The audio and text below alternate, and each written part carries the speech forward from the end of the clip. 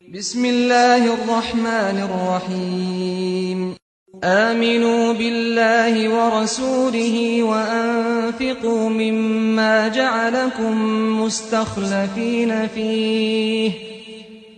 فالذين آمنوا منكم وأنفقوا لهم أجر كبير. الحمد لله رب العالمين والعاقبة للمتقين والصلاة والسلام على أشرف الأنبياء وسيد المرسلين حبيبنا وحبيب رب العالمين محمد وعلى آله وأصحابه أجمعين. أما بعد فأعوذ بالله من الشيطان الرجيم. بسم الله الرحمن الرحيم. الشيطان يعدكم الفقر ويأمركم بالفحشاء والله يعدكم مغفرة منه وفضلا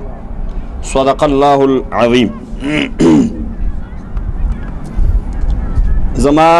د ایمان او عقیدې رونو او خویندو میندو،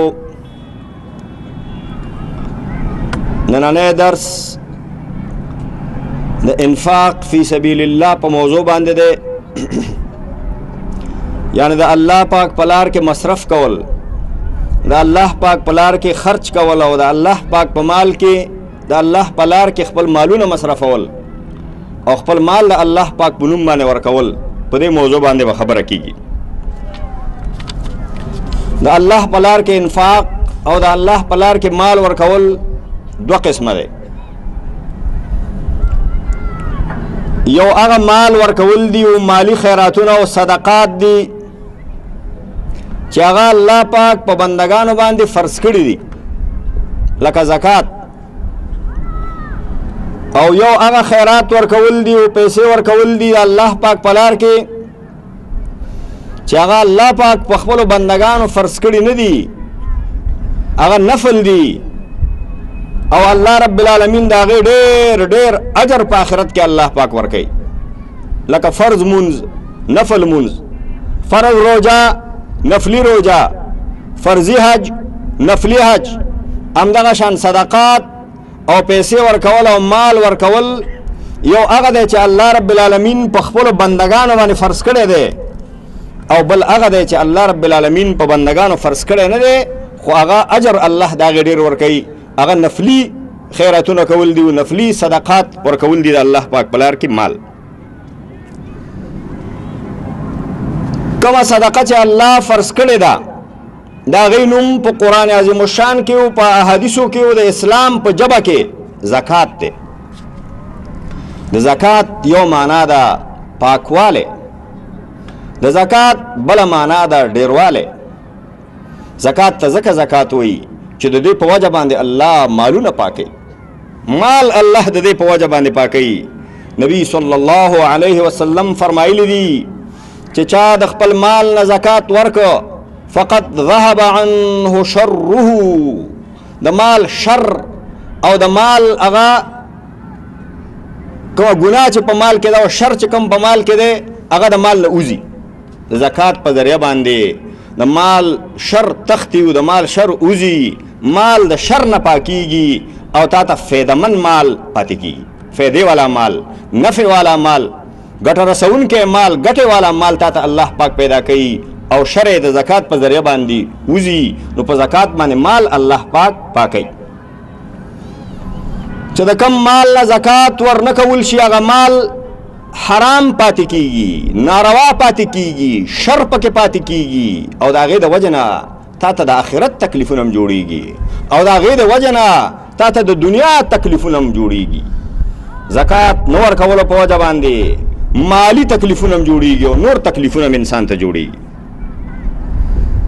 او د زکات بله معنا ده ډیروالی. نو بیا زکات ته ځکه زکات وایي چې په دې ذریعه باندې الله مالونه ډیروي، مال الله په دې ذریعه باندې ډیروي. قرآن کې الله رب العالمین فرمایلی یمحق الله الربا ویربی الصدقات، سود الله محو کوي، سود الله بې برکته کوي. چې کومو پیسو کې سود وشي دا هغه پیسو برکت اوچتیږي او برکت ختمیږي. ویربی الصدقات، او د کومو مالونو نه چې صدقه وځي د کم مال نه چې زکات وزي او صدقات ته نه وزي هغه الله پاک ډېری نبی صلی الله علیه وسلم فرمایلی دي چې زکات باندې مال نه کمیږي زکات په ذریعہ باندې الله مال ډېری الله په مال کې برکت اچي الله تا ته د ګټې چانسونه درکوي الله تا ته د ګټې موقع درکوي او الله رب العالمین د یو طرف نه تا ته ګټه برابروي فایده درته برابروي الله د زکات په برکت باندې د دنیا فایده هم درکوي او د زکات په برکت باندې الله د آخرت فایده هم درته درکوي د دنیا او د آخرت فایدې دواړه الله پاک ورکوي د دین په هر کار کې او د دین په هر شي کې چې د دنیا او د آخرت خوشحالي ده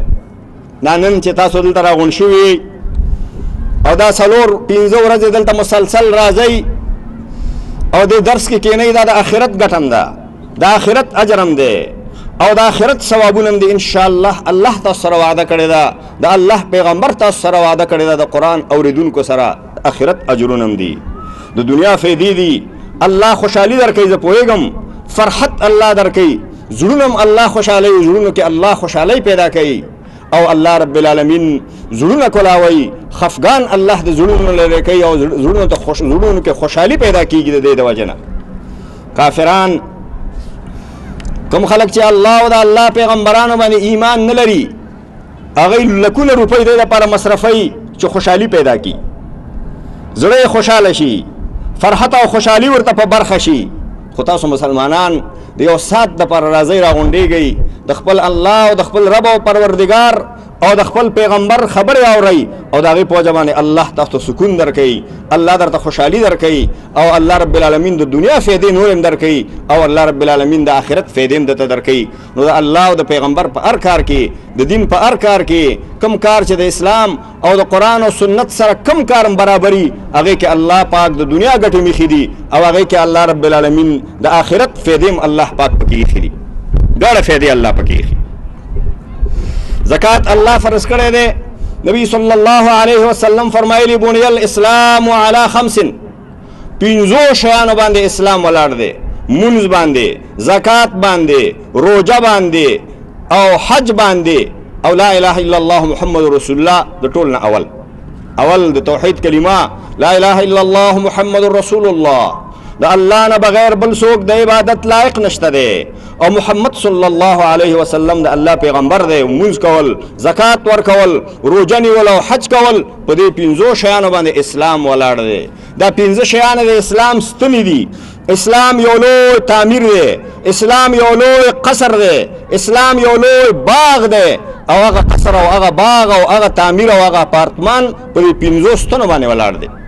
داسې نه ده چې همدا 5 ستنې اسلام دی دا 5 شیان دا د اسلام ستنې دي اسلام یو لوی بلډنګ دی او لوی قصر دی او لوی ماڼۍ ده هغه الله پاک په دې 5 ستنو باندې ودرولی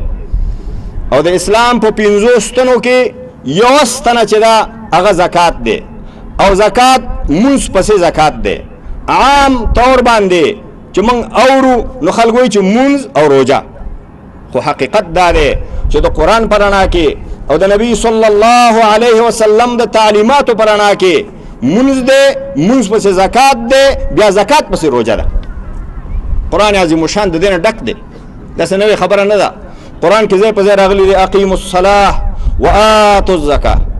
مونځ وکئ او زکات ورکئ فإن تابوا وأقاموا الصلاة وأتوا الزکاة فإخوانکم فی الدین که مشرکان او کافران د شرک نه او د کفر نه توبه وباسي واقاموا الصلاة او منځ قایم کی او اتوا الزکاة او زکات ورکي فاخوانکم فی الدین نو هغه هم ستاسو په دین کې ورونه شو